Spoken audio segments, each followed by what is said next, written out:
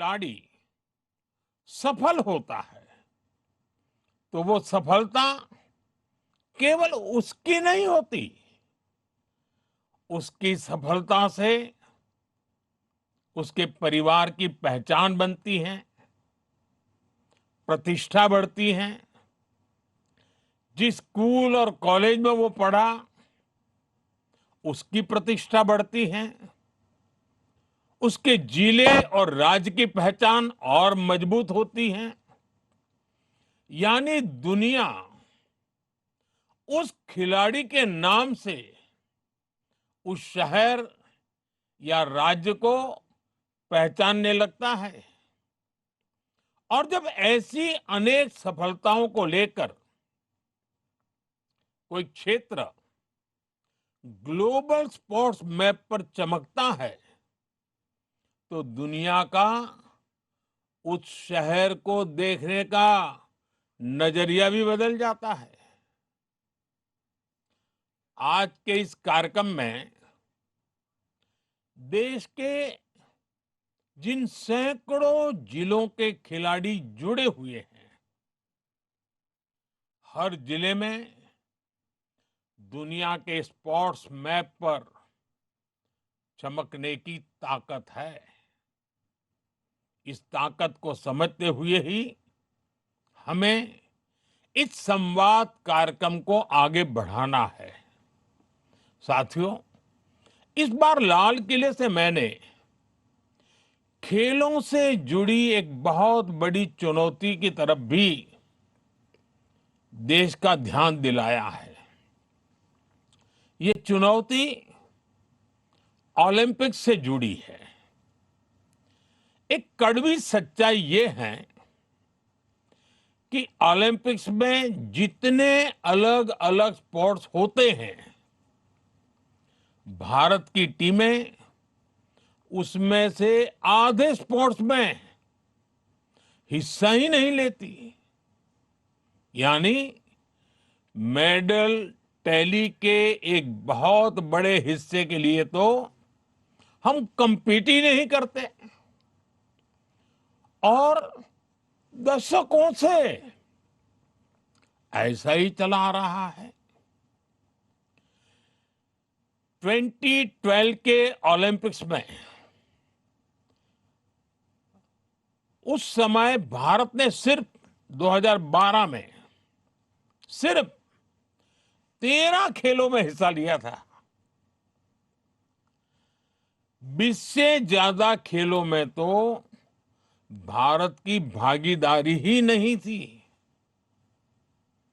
और इन 20 से ज्यादा खेलों में कई सारे खेल ऐसे हैं जिनका नाम तक देश में लोगों ने शायद ही सुना हो।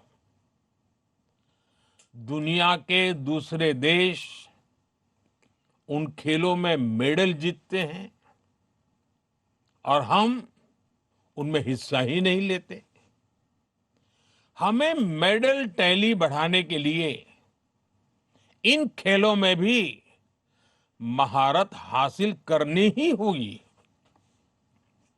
अब जैसे सर्फिंग और स्पोर्ट्स क्लाइंबिंग, हमारे पास इतनी बड़ी कोस्टलाइन है, इतना बड़ा पहाड़ी क्षेत्र है, जहां इस प्रकार के स्पोर्ट्स के लिए एक स्वाभाविक रुचि हो सकती है। हमारे पास वाटर स्पोर्ट्स से लेकर विंटर स्पोर्ट्स तक के लिए डेमोग्राफी भी है और जियोग्राफी भी है। लेकिन फिर भी हम ऐसे खेलों में दुनिया में कहीं दिखते ही नहीं हैं। इसलिए हमें अलग अलग जिलों में ऐसी संभावनाओं को तलाशना होगा जहां किसी एक खास स्पोर्ट्स का इकोसिस्टम विकसित हो सके। और इसमें आज के इस कार्यक्रम की बहुत बड़ी भूमिका है। साथियों, जब हम 2036 ओलंपिक्स की तैयारी की बात करते हैं तो हमारा फोकस ये होना चाहिए कि हमें आज से ही वो खिलाड़ी तैयार करने हैं जो 2036 में अलग अलग स्पोर्ट्स के लिए क्वालिफाई और compete करेंगे। और इसलिए लाल किले से मैंने 5 साल की उम्र से 15 साल की उम्र के खिलाड़ियों की पहचान करने के लिए एक बड़े टैलेंट हंट अभियान का ऐलान किया है। और इसमें भी हमें केवल ये नहीं देखना है कि किस बच्चे की किस खेल में रुचि है, बल्कि ये भी देखना है कि कौन सा बच्चा किस खेल के लिए फिट है। हमें उस हिसाब से ही उस बच्चे को ट्रेनिंग देनी होगी। और मैं आप सभी को भरोसा देता हूं, इसके लिए सरकार की तरफ से जो भी सपोर्ट चाहिए, सरकार उसमें आपके साथ कंधे से कंधा मिलाकर चलेगी। साथियों, हमारी सरकार भारत में 21वीं सदी का आधुनिक स्पोर्ट्स इकोसिस्टम बनाने के लिए पूरी तरह प्रतिबद्ध है। आज स्पोर्ट्स यूनिवर्सिटी से लेकर आधुनिक ट्रेनिंग सेंटर्स तक देश में एक ऐसी व्यवस्था बनाई जा रही है जिसमें प्रतिभा को पहचानने से लेकर उसे दुनिया के मंच तक पहुंचाने तक हर स्तर पर सहयोग मिले। हम दुनिया के दूसरे देशों के साथ भी स्पोर्ट्स साइंस, ट्रेनिंग, कोचिंग और अनुभव साझा करने के लिए सहयोग बढ़ा रहे हैं। साथियों, स्पोर्ट्स को लेकर सरकार कितनी गंभीर है, ये आयोजन भी इसका उदाहरण है। खेलो इंडिया संवाद सिर्फ खेल की बात करने का कार्यक्रम नहीं है, एक ऐसे संवाद का मंच है जिसका एक एक विचार देश के स्पोर्ट्स विजन को एक नई दिशा दे सकता है। और इसके साथ जो युवा संवाद हो रहा है, वो कार्यक्रम आपके आइडियाज और एस्पिरेशंस को देश के सपनों से जोड़ने का बहुत बड़ा माध्यम है। इस कार्यक्रम में sports ecosystem, talent development, governance और विकसित भारत को लेकर युवा क्या सोचते हैं, उनके सुझाव क्या है, इन बातों को सुना जाएगा और पॉलिसी प्रोसेस में शामिल किया जाएगा। इसलिए आप सबसे कहूंगा कि जितना ज्यादा से ज्यादा हो सके इस मंच का सार्थक उपयोग कीजिए, नए आइडियाज आने दीजिए। युवा शक्ति के ये नए आइडियाज ही विकसित भारत की सिद्धि की ताकत बनेंगे। साथियों, हम अक्सर सुनते हैं एक स्वस्थ समाज के लिए, एक अच्छी पारिवारिक व्यवस्था के लिए, एक बेहतर कार्य संस्कृति के लिए स्पोर्ट्स पर्सन स्पिरिट बहुत जरूरी होती है। और ये स्पोर्ट्स पर्सन स्पिरिट खेल के मैदान में गए बिना सीखनी बहुत मुश्किल होती है। खेल हमें केवल चैंपियन बनना ही नहीं सिखाता, बल्कि खेल हमें एक बेहतर कंपटीटर बनाना भी सिखाता है। उठना, गिरना, गिरकर फिर से उठना, स्पोर्ट्स ये जज्बा हमारे भीतर लाता है। साथियों, खेलों से जीवन कैसे बदलता है, इसका एक बड़ा उदाहरण हमारे पैरा एथलीट्स हैं।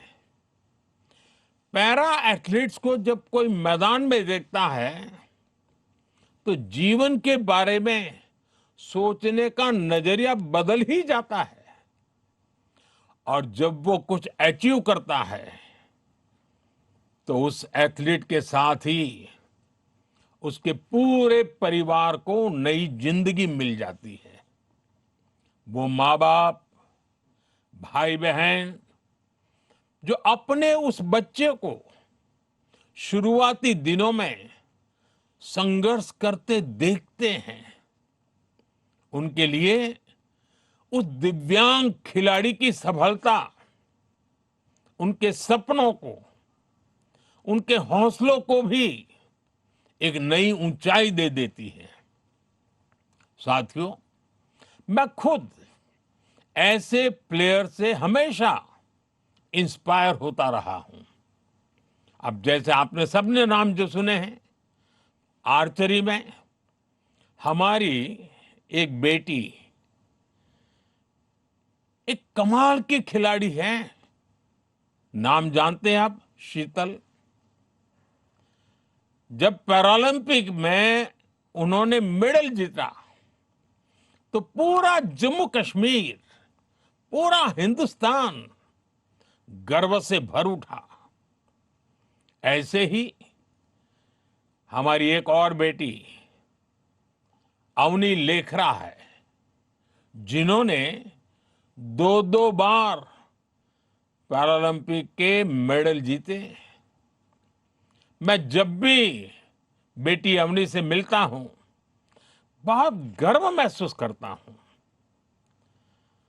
सुमित अंतिल हो, नीतीश कुमार हो, और अभी अभी तो आपने नाम सुना होगा हमारे जंडू कुमार। ऐसे हमारे पैरा एथलीट्स हैं। ऐसे हर साथी हमें भी प्रेरित करते हैं। साथियों, स्पोर्ट्स एक बेहतर जीवन की गारंटी है। स्पोर्ट्स हमें बेहतर जीवन जीने के लिए फिट बनाता है, हमारी क्वालिटी ऑफ लाइफ को बेहतर करता है। हम सभी फौजा सिंह जी के बारे में जानते हैं। पिछले वर्ष 100 वर्ष से ज्यादा की आयु में फौजा सिंह जी का निधन हुआ है। खेल के प्रति प्यार हो, फिटनेस हो, तो ये कैसे जीवन पर्यंत चलता है, फौजा सिंह जी इसकी मिसाल थे। उनका जीवन इस बात की बहुत बड़ी प्रेरणा है कि कैसे स्पोर्ट्स और क्वालिटी ऑफ लाइफ आपस में जुड़े हुए हैं।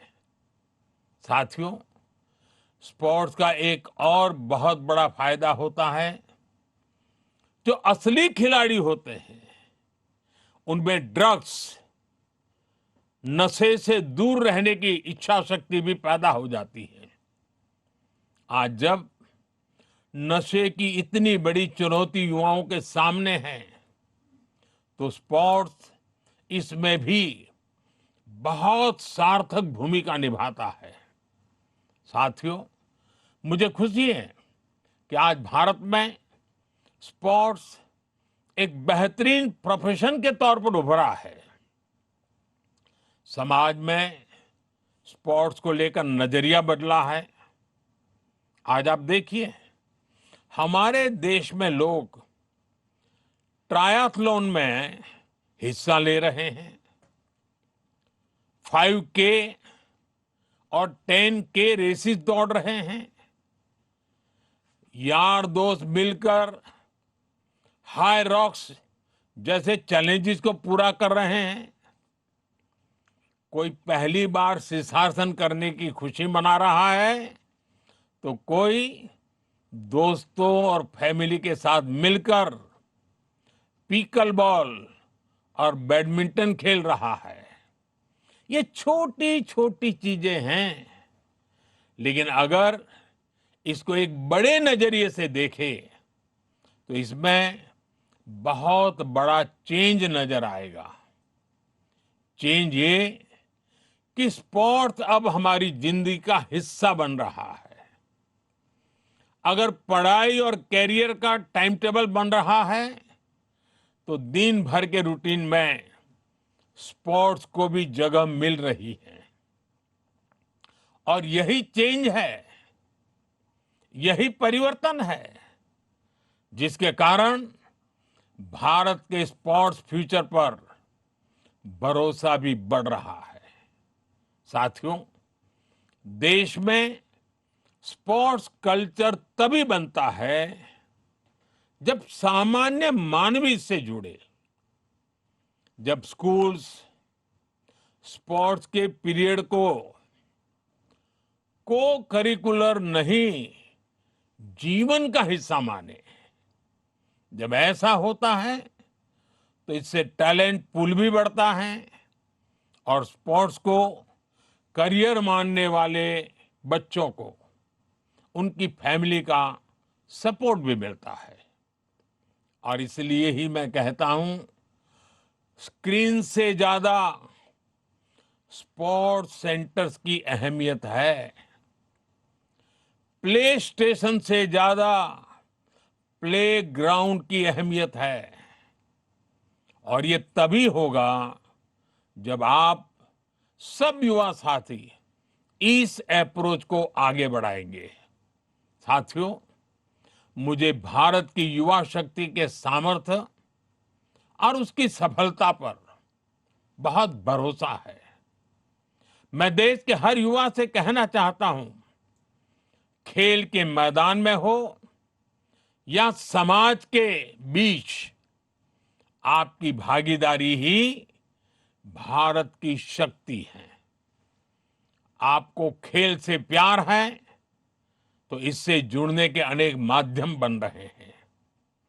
अब नए नए स्पोर्ट्स इक्विपमेंट आ गए हैं, नई टेक्नोलॉजी आ गई है, ट्रेनिंग और कोचिंग के तरीके बदल गए हैं, खेलों के आयोजन की, उसकी प्रतिस्पर्धा की, उसकी विधाओं की जरूरतें बदल गई हैं।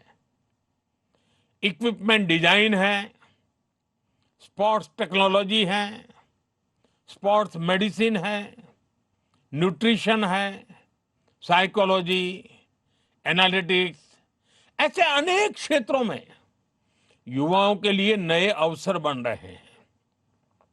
आपको ये अवसर छोड़ना नहीं है।